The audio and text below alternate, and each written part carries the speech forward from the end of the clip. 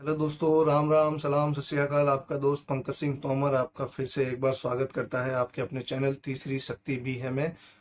और दोस्तों, वैसे तो ये चैनल जो है हॉरर स्टोरीज और कहानियों के लिए जाना जाता है, लेकिन आज जिस टॉपिक पर हम बात करने वाले हैं उस पर बात करना काफ़ी ही ज़रूरी है। और मैं चाहता हूँ कि मैं जो चीज़ें बोल रहा हूँ वो लोगों तक पहुँचे, और जो मैं चीज़ें सोचता हूँ वो लोगों को आप लोगों को बताना चाहता हूँ।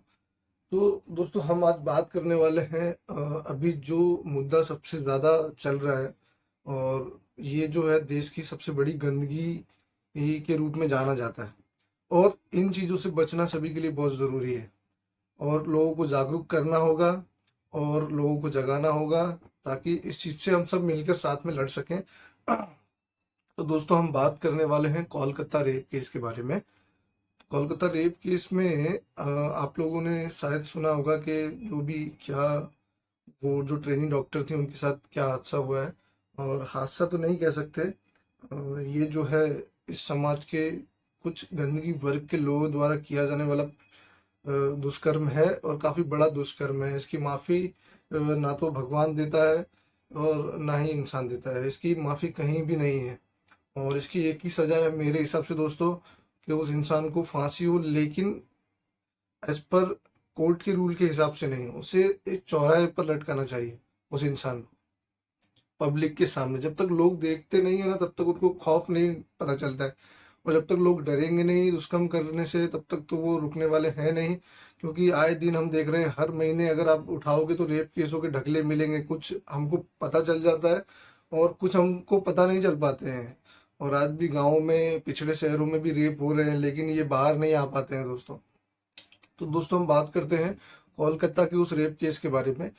वो जो है ट्रेनी डॉक्टर थी, और काफ़ी खेद है मुझे इस चीज़ को लेकर, पर मैं ज़्यादा कुछ दिखावा नहीं करना चाहता हूँ। और जो भी तकलीफ हो रही है वो दिल में ही हो रही है, अंदर ही हो रही है, ना मैं आप लोगों को बता पाऊंगा ना आप लोग सुन पाओगे। लेकिन मैं बात करना चाहता हूँ कि उनकी माता जी का एक बयान आया था सोशल मीडिया में, जो काफ़ी वायरल हो रहा था। उनकी माता जी का ये बयान था कि ऐसा बेटा हर घर में होना चाहिए।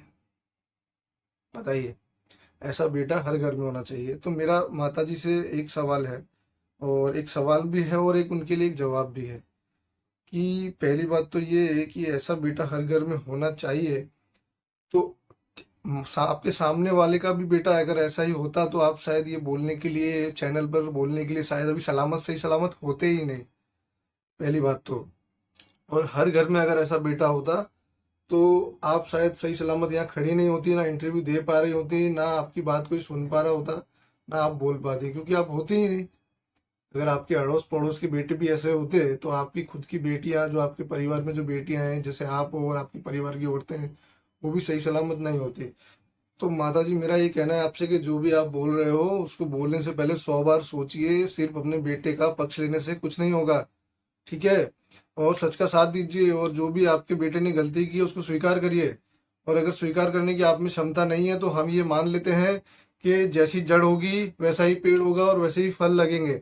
और जो जिस चीज की आप बात कर रही हो कि ऐसे ही बेटा घर की जिम्मेदारी आप उठाता है, आपका बेटा, आपने जैसे कि कहा कि वो घर को संभालता है, कमाता खाता था, ये वो है, तो जिम्मेदारी सभी बेटे उठा रहे हैं। एक अकेला आपका बेटा नहीं है ऐसा जो जिम्मेदारी उठा रहा है। जिम्मेदारी नहीं भी उठाए आपके बेटे से तो बढ़िया वो कचरा उठाने वाला बंदा है, जो कचरा उठा रहा है या कुछ भी नहीं कर रहा है, नाकारा निकम्मा है, लेकिन वो आपके बेटे की तरह दुष्कर्म नहीं कर रहा है, तो वो उससे लाख गुना अच्छा है। तो मेरा आपको यही एक जवाब है कि अगर ऐसा है, अगर ऐसे ही बेटे हुए सबके, तो आप जैसे लोग भी सलामत नहीं रह पाएंगी, आप जैसी औरतें भी सलामत नहीं रह पाएंगी। और कोलकाता केस में वो बच्ची अगर आपकी होती, अगर यही दुष्कर्म किसी और के बेटे ने किया होता, तो क्या आपका यही बयान होता? मेरा आपसे यही सवाल है, ठीक है? और मेरा जवाब तो आपने सुन ही लिया होगा। और दोस्तों, मैं आप सभी को बताना चाहता हूँ कि ये बातें जो हैं, मैं ऐसा जहाँ तक अपने आसपास में देख रहा हूँ माहौल, कि किसी को कोई फर्क नहीं पड़ता है इतनी बड़े हादसे के होने के बावजूद। और मैं अपने अड़ोस पड़ोस में ये 2-4 लोगों से पूछ भी चुका हूँ, उन्हें तो पता ही नहीं है इस चीज़ के बारे में। ऐसा क्यों? और ये जागरूक करिए, अब अपने आसपास के लोगों को जागरूक करिए, और उन लोगों को आवाज़ उठाने के लिए खड़ा करिए। कब तक ऐसा चलता रहेगा गवर्नमेंट? और ऐसा नहीं है, आज जैसे इस लड़की के साथ दुष्कर्म हुआ है तो आज हम लोग कैंडल्स लेकर और भीड़ करके हड़ताल कर दी हमने, और बस हो गया, थोड़ा टाइम चलेगा, 1 महीने, 2 महीने, 3 महीने, फिर उसके बाद कोई भी पूछेगा नहीं कि क्या हुआ, केस के बारे में क्या नहीं हुआ। इसके आगे जितने भी रेप केसेस हुए हैं, उनके ऊपर केस हुए हैं, लोगों ने हड़तालें की हैं, लोगों ने कैंडल मार्च निकाले हैं, काफी सहानुभूति दिखाई है लोगों ने। लेकिन क्या आज की तारीख में उन केसों के बारे में कोई जानना भी चाहता है कि उन केसों का क्या हुआ है? कैंडल मार्च से कुछ नहीं होगा, कुछ भी नहीं होगा। अगर आपको सुधारा करना है तो अपने घर में अपनी आने वाली पीढ़ी को ही सुधारिए, अपनी सोच को सुधारिए, अपने घर के बच्चों की सोच को सुधारिए। जहाँ पेरेंट्स ही ऐसा बोल रहे हैं तो वहां फिर बच्चे कैसे पैदा होंगे? इसलिए सर्वप्रथम आपको अपने आप को बदलने की आवश्यकता है, अपनी सोच को बदलने की आवश्यकता है। और दोस्तों, अगर आवाज उठानी है तो आज तक हुए सारे रेप केस के बारे में जानिए, जानकारी लीजिए। उन लोगों को भी जिनको सजा नहीं हो पाई है, उनके लिए भी आवाज उठाइए। क्योंकि मेरा आपसे निवेदन बस इतना ही है कि रेप केस रेप हुआ और पब्लिक जनता सब उठ गई, बस घर से बाहर निकल गए, हड़ताल कर दी।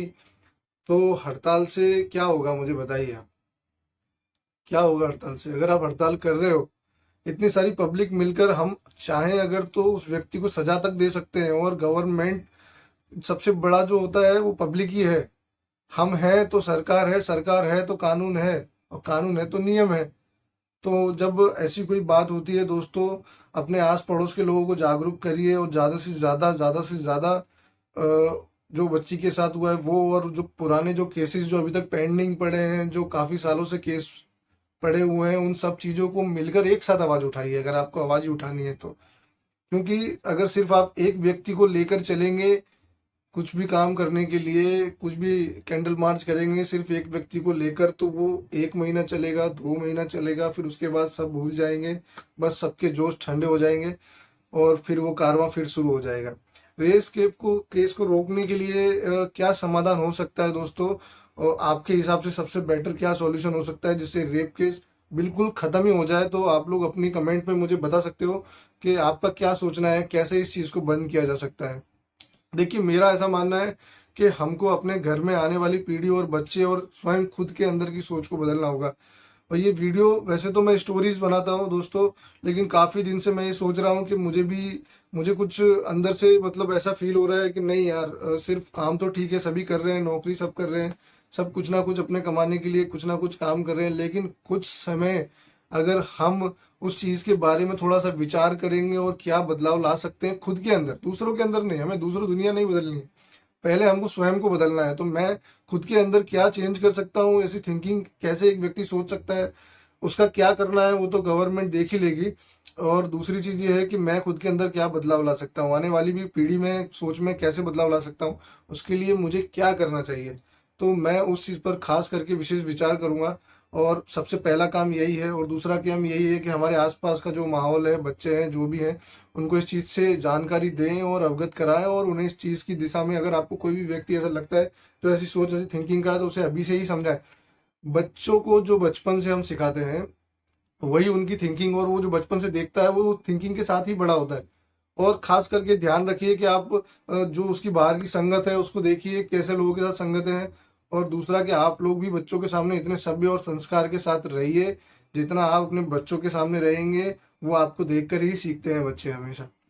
ठीक है, तो दोस्तों, ऐसा कोई भी हादसा दोबारा हमारे देश में ना हो, इस चीज का प्रयत्न करिए और अपने आप में बदलाव लाइए। और जो भी आप लोग कर रहे हैं, कैंडल मार्च वगैरह कर रहे हैं, काफी बहुत बहुत धन्यवाद मेरी तरफ से आप लोगों के लिए। और बहुत आप आगे बढ़िए, और आप लोगों के साथ में सारा सब लोग जुड़ेंगे धीमे धीमे। और ये वीडियो बनाने का यही कारण है कि मैं चाहता हूं कि जो भी लोग आज खड़े हुए हैं कैंडल मार्च करने के लिए, मैं चाहता हूं कि आने वाले पुराने जो आने वाले भविष्य में ऐसा कुछ भी ना हो जो हुआ है, उस चीज के लिए भी आवाज उठाइए। दोस्तों, हम सब आपके साथ में हैं, और मेरा वीडियो जो भी देख रहे हैं कृपया कर कर सभी लोग जुड़िए एक दूसरे के साथ में, समर्थन करिए। जो लोग इस चीज के लिए लड़ रहे हैं, जो वकील हैं, और काफी लोग ऐसे हैं जो काफी टाइम से संघर्ष कर रहे हैं, केसों को लड़ रहे हैं, रेप केसेस को, कुछ भी लेना देना नहीं है उनको, क्योंकि काफी जगह ऐसे रेप हुए हैं जिनके परिवार वाले इतने सक्षम नहीं है। बट वकील हैं, काफी लोग ऐसे हैं जो लॉयर्स वगैरह हैं, और कुछ संस्थाएं हैं जो उनको सपोर्ट कर रही है लड़ने के लिए। तो दोस्तों, उनके साथ खड़े हुए मिलिए, और जितना हो सके कोशिश सर्वप्रथम अपनी सोच को बदलिए दोस्तों, और अपने बच्चों की सोच को बदलिए। ये सोच अगर नहीं बदलेगी तो हम रेप को कभी नहीं रोक पाएंगे। ये एक तरह की सोच ही है, और ये सोच ही है जो हमको इस कलयुग में जो भी दुष्कर्म करने के लिए प्रेरित करती है। अपनी सोच को, अपने मन को काबू में रखिए दोस्त, वरना ऐसा ही चलता रहा तो एक दिन ऐसी ही किसी बेटी हमारे घर से भी होगी एक ना एक दिन। इस बात को ध्यान रखिए। और उस बच्ची का वैसे कोई दोष नहीं था, वो तो कहते हैं कि सेमिनार रूम में वो एक तरह से रेस्ट रूम और चेंजिंग रूम की तरह उसे यूज किया जाता है, तो काफी डॉक्टर्स वहाँ आना जाना रहता है। लेकिन ये जो चीजें हुई हैं ये रात के समय हुई है। देखिए अस्पताल में अगर कोई भी व्यक्ति ऐसे ही घूम रहा है, अस्पताल में एक स्टाफ स्पेशली ऐसा बिठाइए कि कोई भी व्यक्ति बिना काम के वहां पर आना जाना ना करे। और प्लीज अगर 10 फ्लोर है तो आप 10 फ्लोर पे गार्ड्स को बिठाइए।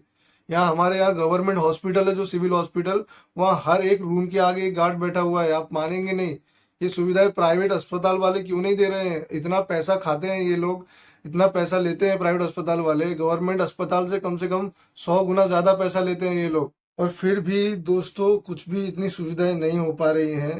देखिए जो भी लोग रात के समय काम कर रहे हैं तो उनको सिक्योरिटी भी उतनी हाईलाइटी वाली दीजिए आप लोग, चाहे वो गवर्नमेंट की संस्था हो, गवर्नमेंट हॉस्पिटल्स हो या वो प्राइवेट हॉस्पिटल्स हो।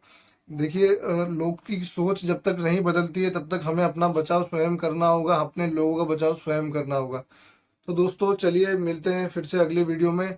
लेकिन कोशिश करिए आप लोग कि सबसे पहले अपनी सोच बदलिए और अपने बच्चों की सोच को बदलिए। और माता जी आपसे तो मैं इतना ही कहना चाहूंगा कि जो आपने बयान दिया है वो काफी बेहुदा और बहुत घटिया बयान है आपका। ठीक है आप माँ हैं, आपको दया आ रही है, लेकिन दया इंसान पे होती है, राक्षसों पे नहीं। ठीक है दोस्तों चलिए मिलते हैं। राम राम, सलाम, सत श्री अकाल अगली वीडियो में।